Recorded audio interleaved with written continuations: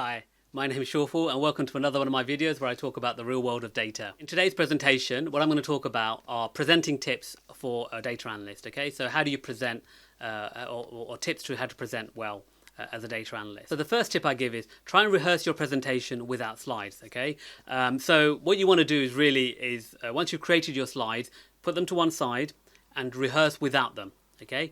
Now the reason for that is what you don't want to do is be dependent on your slides to remind you of everything that you want to say. You want to be able to say things in free flow. Okay, so it looks more natural and more like a natural presentation. Then what you should do is in your slides is just have bullet points to remind you of what to say.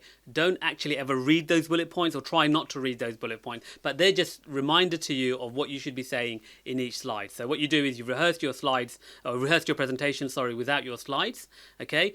And then what you do on the day is in your presentation, you just have bullet points to remind you of what to say. So therefore, you know, okay, this slide's come up. I know I need to cover off X, Y, and Z. Okay, so these are the points I need to cover off, and that's what you would do. The next tip I give is that don't forget, you are the only one who knows what you're presenting. Okay, so unless you've shared your slide with your teammates to show them what you're presenting, typically you're the only one that knows what you're presenting. Okay, so when you stand up there, know that you are the only one that knows what you're presenting, so therefore you should be confident that no one else knows what you're going to talk about, so therefore you can't be wrong. So be confident in knowing that you're the only one that knows what you're going to present. The next tip I give is that if you make a mistake while presenting and you remember it, you go, oh crap, that was a mistake, just say it. Say, oh, I'm really sorry, I made a mistake here. It shouldn't have been 52%, it should have been 58% because you saw the slide said 58 and you said 52 by accident. Just say, sorry, it's 58% and just move on. Don't try and justify it or qualify it. Don't try and make an issue about it, because trust me, the audience doesn't really care that you made a mistake. They'll be glad that you corrected it because they might have some concern that you said 58 when it says 52 on the slide, but you've corrected it. Fine, let's move on. It's not a big issue for the audience. Therefore, it shouldn't be a big issue for you. Okay, so if you make a mistake and you remember that you made a mistake, just correct it and just move on. So the next tip that I give people when they're presenting is that if you speak too fast, like I do, if you speak too fast, or use too many fillers, okay, like all that kind of stuff, okay, what you need something in your slides to remind you to either slow down or remember not to put too many fillers in. It's sort of a visual cue for you. Now, you've got to come up with your own style. Now, what I do is I actually put something in there that I want the audience to read. So typically it'll be like a statement from someone, or it'll be a finding. So it will say something like 52% of customers bought the product, or something like that. Something that I know that the audience can read and it'll make sense to them in isolation. Now what that does is it allows me to pause on those statements or those sentences, because I know, okay, that's coming up. I can pause on that because that's for my audience to read, not for me to read it out. Because like I said before, one of my other tips, don't read out things from the slide. You should be talking around the topic, and the bullet points or the text in the slides are just to remind you. So when I see that, I know, okay, I can pause, slow down, let the audience catch up, let them read that statement, and then I can move on. Okay, so try and find your visual cue to help you or to remind you whether to slow down or to take a breath or just to pause, so let the audience catch up. Another tip I give people is that time how long each slide takes, not the whole presentation, but just each slide takes. Okay, and this is more for a longer term strategy. Okay, because if you know how long each slide takes for you to present, okay, then when you're going through your slides and you see on your presenter view your 10 out of 20, you should know that you're roughly halfway. Okay, so if you see, if it's a 20-minute presentation, you're 10 out of 20, you're fine, and you're 10 minutes in, you're fine. You're halfway through, you can adjust it. But if you're, let's say you're 10 minutes in and you've only gone 5 slides out of 20, okay, you've only got 10 minutes left, then it's not fine. Okay, so you know you need to speed up a bit. Okay, so what I recommend is that you should know how long each slide takes, but what's even better is to try and make each slide take exactly the same amount of time. So I've got to a point where I can make each of my slides last a minute. Okay, so I know that if I talk normally about a slide, I can make it last a minute. So I make my slides when I'm doing presentations to last a minute. So I know how much content I need to put into each one of them so it lasts a minute. Come up with your own measure for a slide. It could be a minute, it could be 2 minutes, it could be 30 seconds, whatever it is. That way you know that if you're asked, so for example, if I'm asked to do a 20-minute presentation, I know I need 20 slides, okay, and roughly I can get through it. Okay, 18 is fine, but you know, I roughly know 20. Come up with your timing, and then also, then you know that if you're asked to do a half-hour presentation, how many slides you need. And the reason for that is twofold. One is, it helps me with timing, so like I said, I can look at my slides, how many slides I've done, and how far I'm in the presentation, and know if I've got enough time.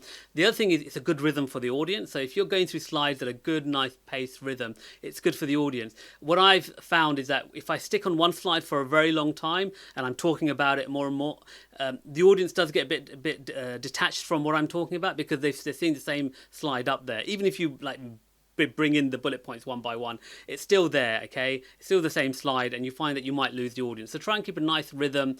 So that also means that your timing's good, but also the rhythm of slides being changed on screen is also good for the audience. Another tip I give is, let's say you forgot to mention something really important. So there's something really important, let's say up front or in the middle, and it just suddenly came to you, okay? Now, there's a real big temptation to go, oh, I'm really sorry, I need to go back and show you something really important. Don't, okay? It will really mess up your rhythm. It will mess up the presentation's flow. So all you need to say is, look, I just want to say something I forgot to mention before. This is an important part, X, Y, Z. Whatever it is, it might be that actually when I did the analysis, I need to mention that, that there was this issue with the data, or, the sample size was this big. I forgot to mention how big the sample size was. Whatever it is, whatever something that you think is important to the presentation, and you forgot to mention it, and you need to mention it, just say it in the flow. At the moment that you mention it, just say, oh, I'm really sorry, I forgot to mention something really important, blah blah blah, and then just carry on, okay? Everybody knows how stressful it is to present. They're not going to expect you to be perfect, okay? So knowing that you made a mistake is fine. People know that, and they go, oh, brilliant, he's told us a very important, or she's told us a very important piece of information. Great, let's carry on. Don't go backward. Some people I find go back in slides. It destroys the flow. You're then forwarding back to where you were and then saying, oh, where was I? Oh, let's carry on from where you are. Just pause in your presentation, tell them the important information that you missed out, and then just carry on, okay? And you'll find that works much better than trying to go back to the slide and explain that information there. And my final tip for a good presentation is always thank the audience when you're finished, okay? Everybody likes to be appreciated, so show your appreciation to the audience for taking their time to listen to your presentation. So as soon as you've gone to your last slide, you're finished, you just say, thank you very much for your time. I really appreciate you taking the time to listen to me, okay? Obviously, if you have questions, then you can say, anyone have any questions? But before you get there, always thank your audience, okay? And if there's no question, then you just leave the stage or stop the presentation, whatever it is. But thank your audience, okay? It's always nice to leave on that good note. The audience will feel appreciated, or feel that you've appreciated their time, and it leaves the presentation on a very positive vibe. Okay, so they're sort of the tips. So just to recap, like I said, if you want to do a good presentation, these are things that you should do. So the first thing is to rehearse the presentation without slides, and then only use bullet points to remind yourself of what to talk. Don't write it out, and never, or try not to, read from the bullet points. When you're presenting, be confident, because only you know what you are presenting. So that knowledge alone should hopefully make you confident in knowing that when you're presenting, only you know what you are presenting. So, so don't be nervous about presenting things, because it's your presentation, you're in control, and only you know what you're presenting. The next thing is obviously, if you make a mistake, just acknowledge the mistake, correct it if you can, and just move on. Don't dwell on it too much. Don't try and go back and try and solve the mistake by glossing over it and saying, oh, sorry, that wasn't a mistake, it's meant to be like this. Just acknowledge the mistake, move on, that's fine, okay?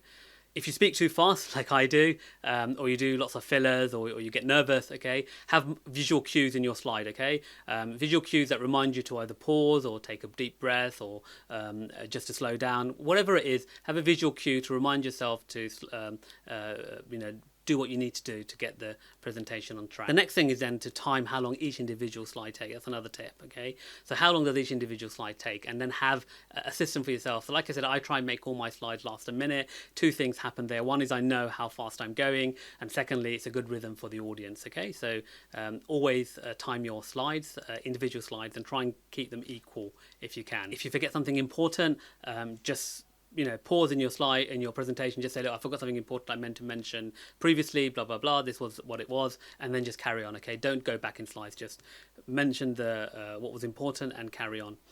And then finally, thank your audience, okay? Always leave on a positive note by thanking your audience. And on that note, thank you very much for listening to my video. That's my advice for, presentation skills or tips for a data analyst.